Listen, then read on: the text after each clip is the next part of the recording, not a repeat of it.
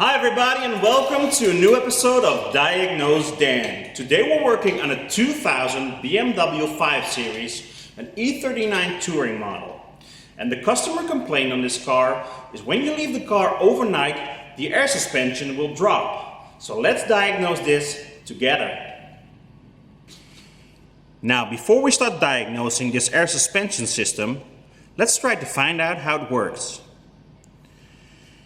On an E39, the unit that contains the compressor actually is located in the trunk of the car underneath the spare tire.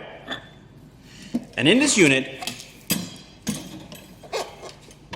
we can find the air compressor, which is controlled by this relay over here.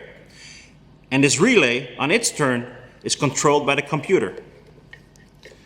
Now over here, we've got two solenoids, one for the left and one for the right air spring, and there are two air lines running from the solenoids to the air springs.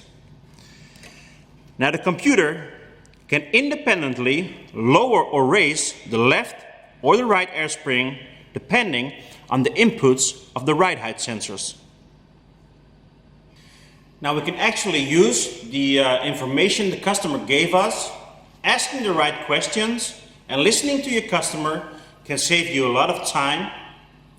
Now what the customer told me is when this car is sitting for a couple of hours, the air suspension will very slowly drop, and when he starts using the car again, the air suspension comes right up and the car drives just fine. Now what you've got to know about this system is when you shut the car off, the air suspension only stays active for about 15 minutes. After 15 minutes, the only thing holding the car up is the pressure which is still inside the system. So if the car is dropping after a couple of hours, there has got to be an air leak. Now I asked the customer, is the car only dropping on the left or also on the right? Well, he stated that both sides are dropping. So if there is an air leak, it's got to be common for both the left and the right side. Now this is actually inside the trunk of the car, and over here we've got our red line going into our left hand side air spring, and on the other side we've got our blue line going into the right hand side air spring. Now in the middle is our compressor assembly where normally our spare tire sits. I took the assembly out of the housing for easier access, and this is our compressor controlled by this relay, and this relay is controlled by the computer.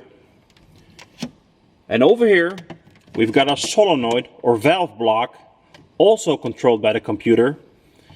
And what the computer can do is independently allow compressed air to flow into the left hand side or right hand side air spring to raise the vehicle, or it can independently vent air from the left hand side and from the right hand side air spring to lower the vehicle. Now when you shut the car down, after about 15 minutes, the air suspension control unit is no longer controlling the air suspension. So after about 15 minutes, both the left hand side and the right hand side solenoid are closed. Now this car, after a couple of hours, both the left hand side and the right hand side air spring will drop. So they will lose air. Now we've got two options. Or we have got two separate leaks in both systems, or we have got a common problem. Now a little bit of history on this car. Both the left hand side and the right hand side air spring were already replaced. Although it's highly unlikely, we've got two separate leaks. We've got to be thorough. So what I'm gonna do is spray down these lines and these connections with water and soap and try to find our leak. Now the leak has got to be somewhere between those air springs which were replaced and our compressor and valve block over here. Now, if we've got two separate leaks, it's got to be in one of those lines or those connections. If we've got one common leak, it can only be in this area. Now let's start with the left-hand side air spring connection.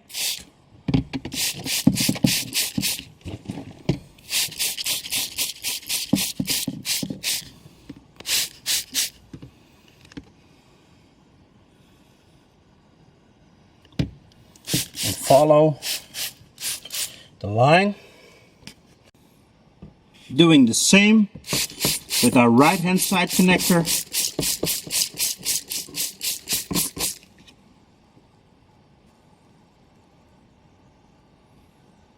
And no leaks over there. There is a connection on the right hand side of the trunk. Let's check that one.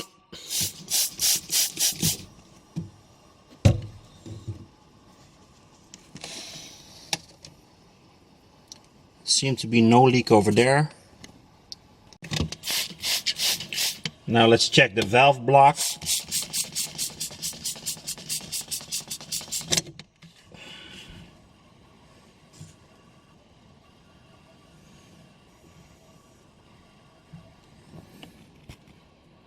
Can't find any leaks over here.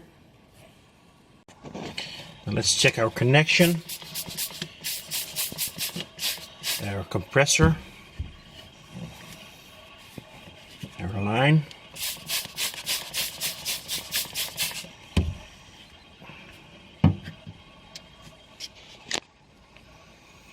And still no leak, guys. So let me think about this. I've got to be honest with you guys, this leak was very, very hard to find. I sprayed down the whole system and I couldn't find the leak. I knew it had to be there, but I also knew it had to be very, very small because it took the car a very long time to drop.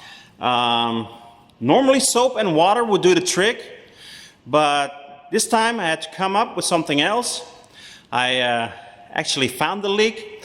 It was inside the valve block, so let's take a look.